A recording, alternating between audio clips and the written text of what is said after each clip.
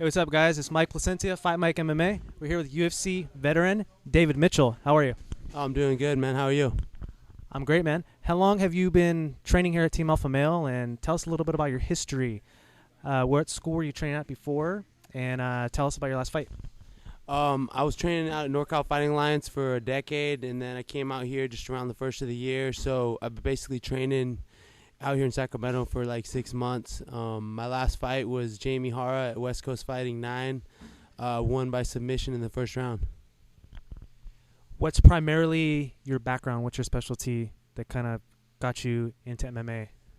I never really did any mixed martial arts stuff, but when I was like 25 years old, I seen some UFC on TV and just said, I want to try that. I seen Chuck knock out Tito, and I was like, I want to be like that.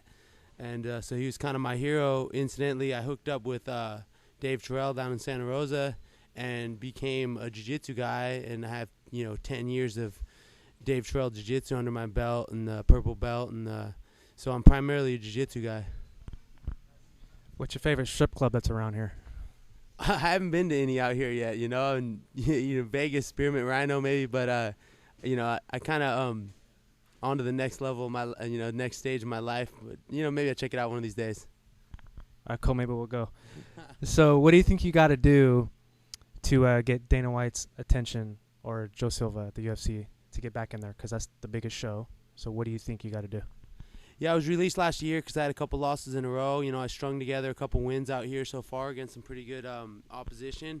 And then just in a couple weeks, I'm trying to lose weight right now, as you can see, to be in this Battlegrounds MMA 1 tournament in Tulsa, Oklahoma. It's an 8-man tournament with Brock Larson, Cody McKenzie, Chris Honeycutt, and Dennis Hallman, a few other guys. And it's one night, 8-man, so win 3 fights in one night and show some domination, and that should probably get some people's attention.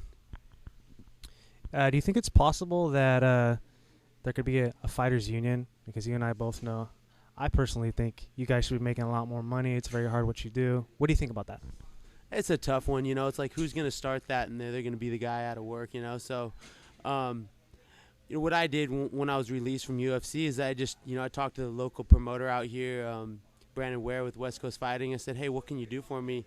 And he cut me in on ticket sales, and I just hustled and worked really hard, and I made pretty good money on those last couple fights. So I've been surviving on that. But you're absolutely true. The truth, fighting in UFC actually probably cost me more money than I ever made, and it's a lot of stress. So I think that it, hopefully, as popular as sports becoming, that they can just raise that bar where the bottom, you're not going to make less than 20 grand for a UFC fight.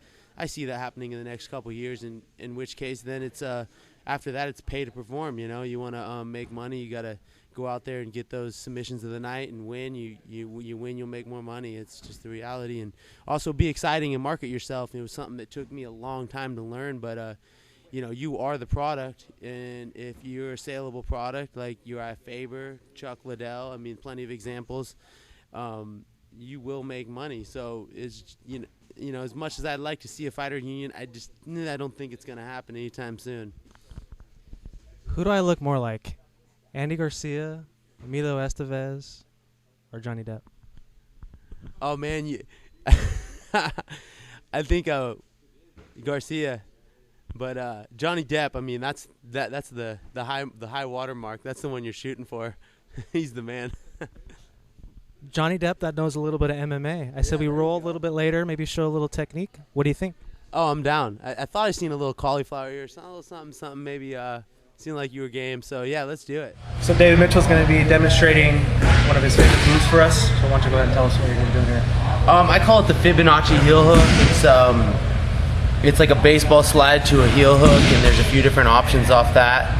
And it's just kind of one of my favorite moves. I finished a guy with it today, and it can develop into sweeps or finishes. I beat Bobby Green with it in under a minute, and you can really do some damage to a guy's ankle if you do it right. So, and a lot of people don't really understand it, and they're not ready for it, so that it becomes double effective. All right, let's go. All right, so you could be both standing. If the guy's stance a little wide, he's put out like this. I'm just gonna grab that knee and slide in. Baseball slide in. this leg instantly hooks here. The hooks are super important. This one goes here. From here, boom, you push them right down. Now this leg goes under that knee. You could also go double unders. Nick Diaz likes that one. I like to go here. So I have a figure 4 here, and then I'm gonna bend his knee to a 90 degree right here. See that? He's gonna have a hard time getting out of here anywhere, right? So, you know, the obvious heel hook is right here. Just a regular standard heel hook. Now, I prefer to turn over this way and grab a hold of the foot like this. Now I could just finish this one hand, get the tap there. I could finish in 2 hands, pulling his heel towards me. I think that's how I just popped the heck out of this thing when I got Bobby like this. Or if I turn a little more, I can actually get another figure 4. So I'm double figure 4ing it, and right here I can just break the ankle pretty easily. You want to make sure that your pinky toe is on your pinky finger's on his pinky toe. So you get the maximum leverage on his foot. See that? If you're up here, you're not gonna get nothing. If you're down here, it's gonna slide off. So I like to line that up right there, boom. On the heel, you can imagine if I just gave that a crank right there, how bad that would be. This hook is super important so that the guy can't just roll out. He can't roll back this way. Nope. He's got no options. He's got nowhere to go. So it's like one of my favorite moves that I've been working on for a long time and kind of developing. So. All right, guys. Dave Mitchell, FightMike MMA. If somebody came forward and said, Kevin, we're going to give you an extra $5,000 if you jump in the ring with the pink spandex on, would you do it? He kept thinking he was getting out. And then he wakes up, he goes, I got out, right?